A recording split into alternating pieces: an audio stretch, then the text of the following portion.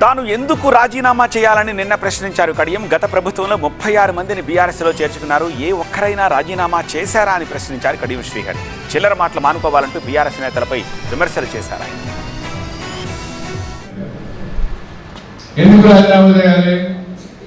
మరి గత ప్రభుత్వంలో 36 మంది ఎమ్మెల్యేలు కేసీఆర్ గారు బీఆర్ఎస్ పార్టీలోకి ఇతర పార్టీలు చేర్చుకున్నారు. నేను అడుగుతున్నా కేసీఆర్ గారిని, బీఆర్ఎస్ పార్టీని, ఏ ఒక్క ఎమ్మెల్యేను రాజీనామా చేసిండా? ఏ ఒక్క ఎమ్మెల్యేనన్నా డిస్క్వాలిఫై అయిందా? అంటే మీకు ఒక సిద్ధాంతం, మాకు ఒక సిద్ధాంతమా? మీరు చేస్తున్న సంసారం, మేము చేస్తే వ్యభిచారమా? మీరేమో శుద్ధ పూసరా? మీరేమో శుద్ధ పూసలారా? భయ్ నాశనం చేసిందే మీరు కదా. కాబట్టి ఈ చిల్లర మాటలన్నీ బంద్ చేయండి. రాజీనామా చేయాలి. ఎందుకు రాజీనామా చేయాలి?